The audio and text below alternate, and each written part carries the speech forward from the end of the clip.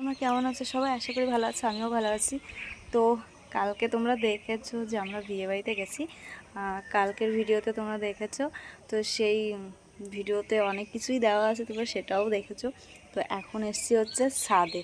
আর ছাদে কেন এসছি চলো তোমরা দেখতেই পাবে। কারণ কালকে জামা কাপড় সব ধুয়ে দিয়েছি, তো সেইগুলোই মেলতে এসছি। আর আকাশে রৌদ্র নেই, জানি না কি হবে। তো দেখা যাক, পরে যখন রোদ্র উঠবে তখন তোমাদের দেখিয়ে দেবো। তো চলো তোমরা দেখতে থাকো। তো তারপরে দেখো আমি জামাগুলো মেলে নিচ্ছি। এইখানে আমার ব্লাউজের দড়িটা অনেক বড় হয়ে গেছিলো, পেঁচিয়ে যাচ্ছিলো বারবার, তার জন্য আমি ভালো করে ছাড়িয়ে নিচ্ছিলাম। আর এই লম্বা হয়ে গেছে বেশি অতিরিক্ত ব্লাউজের দড়িটা। তো তারপরে দেখো আমি এক এক করে ভালো করে মেলে দিচ্ছি। আর আকাশের ভাবও আজকে ভালো না, জানি না কি হবে। আকাশে কিন্তু একটুও মানে রৌদ্র নেই, মেঘ মেঘ চারিপাশে। আর এইখানে দেখো সব কিছু আমি ধুয়েছি, আর ছেলেরটা ধোয়া হয়নি, ওরটা ভাবছি পরে ধোবো, কারণ ওর জিন্সের প্যান্ট ধুলে আর শুকাবে না, কারণ ওর প্যান্টটা ভীষণই মোটা। আর তার জন্য আমি ধুয়ে দিইনি, আর ভাবলাম যে রোদটা বেরোক তারপরে আবার ধুয়ে দেওয়া যাবে, কিন্তু রোদটাই তো বেরোচ্ছে না, কি করা যাবে। তো এইখানে শাড়ি দেখো আমি মেলে দিচ্ছি। এটা ছিল, আমি আগের দিন শাড়ি পরেছিলাম, তোমরা তো জানো যে শাড়ি পরেছিলাম আগের দিন, সেই শাড়িটাও ধুয়ে দিচ্ছি। আর বিয়ের রাতে যে শাড়িটা পরেছিলাম, তো সেই শাড়িটাও আমি ধুয়ে দিয়েছি, তো সেটাই মেলে দিচ্ছিলাম এইখানে। তো আমি অনেক দিন বাদে আবার শাড়ি পরেছিলাম, তো শাড়ি পরতে আমার বেশ ভালো লাগে না, তাও পরেছিলাম, যে একটু ঠান্ডা ঠান্ডা পড়েছে তো শাড়িগুলো পরি। আর শাড়িগুলো না পরতে পরতে না খারাপ হয়ে যাচ্ছে, তার জন্য মাকেও দুটো শাড়ি দিয়ে দিয়েছি। আর এখানে দেখো এই শাড়িটা আমি কিনেছিলাম অনলাইন থেকে, তো দেখছি সবাই কিনছে, তা ভাবলাম দেখি আমিও একটা কিনে দেখি কেমন লাগে। তো এইগুলো হচ্ছে নেটের শাড়ি, বেশ ভালোই লাগে, হালকা মনে হয় যে কিছুই পরিনি সেরকম একটা ব্যাপার। আর এইখানে তারপরে চলে এসেছি বেগুন তুলতে। আমাদের এই গাছটা নয় অনেকগুলো বেগুন হয়েছে, তো ভাবলাম সকালবেলা যখন ভাত করব তাহলে একটু সিদ্ধ ভাতই করে নিই, বেগুন ভাতে দিয়ে আলু সিদ্ধ টিদ্ধ দিয়ে ভালো করে খাওয়া যাবে আজকে। তো গাছের বেগুন খেতে তো খুবই ভালো লাগে। আর যেহেতু সারটার কিছুই দেওয়া নেই, তাহলে বুঝতে পারছো সার না দেওয়া থাকলে কতটা টেস্ট লাগে। তো আমাদের বাড়িতে কোনো কিছুতেই অতটা সার দেওয়া হয় না, এমনিতেই সবজি হয়। তো এইখানে বেগুন গাছে তো আমি বেগুন তুলে নিচ্ছি। অনেকগুলো বেগুন হয়েছিল, এই একটা গাছেই প্রায় 500 মতন বেগুন হয়েছিল, সেটাও তোমাদের দেখাবো। তো চলো তোমরা দেখতে থাকো এক এক করে। আর আমাদের গাছ আছে, বেগুন গাছ আছে অনেক কটাই, শুধু এই গাছটাই অনেক পরিমাণে বেগুন হয়, আর কটাই বেশ হচ্ছে না কদিন ধরে, তো সেইগুলো একটু যত্ন নিতে হবে। আর এইখানে দেখো এই পাশে চলে এসেছি, এই পাশেও কটা বেগুন আছে, ঝুলে আছে। আর যেহেতু বৃষ্টি হয়েছিল তার জন্য কাদা কাদা হয়ে গেছে সব কিছু, বেগুন গাছে বেগুনের সব জায়গায় কাদা ছিটিয়ে ছিটিয়ে গেছে, আর কাদা কাদা হয়ে গেছে বেগুনের গায়ে। তো কোনো ব্যাপার না, পরে ধুয়ে নেবো সেইটা।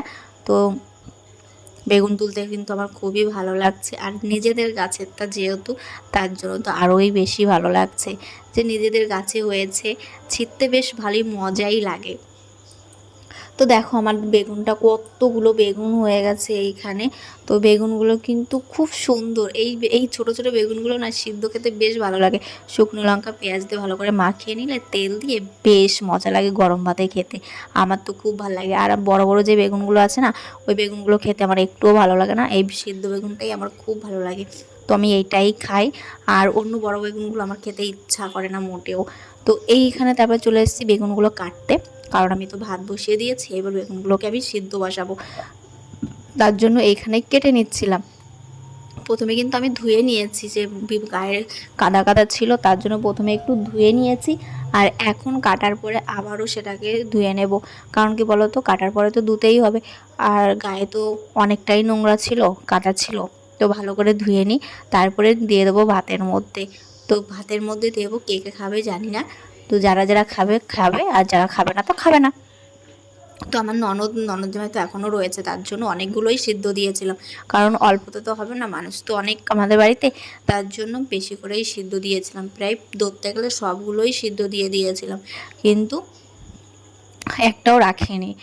আর গাছে তো আরও আছে ছোট ছোট, সেগুলো পরে দেখা যাবে, পরে যখন বড় হবে তখন আবার কিছু একটা করে নেব। তো এখানে বেগুনগুলো আমি ধুয়ে নিয়েছি। আর এইখানে দেখো আমি ভাত বসিয়েছি, তো ভাতটা একটু নাড়া দিয়ে নিলাম।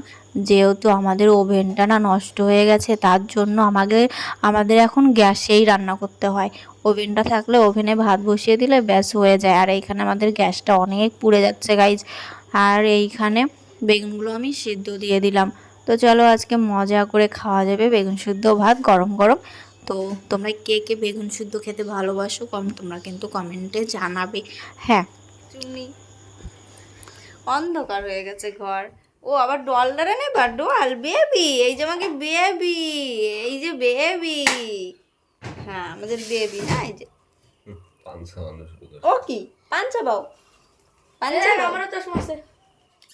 এখানে দেখো দুইজনেই কিন্তু চশমা পরে নিয়েছি, মা আর মেয়ে। আর ছেলে দেখো কি বদমাইশি করছে।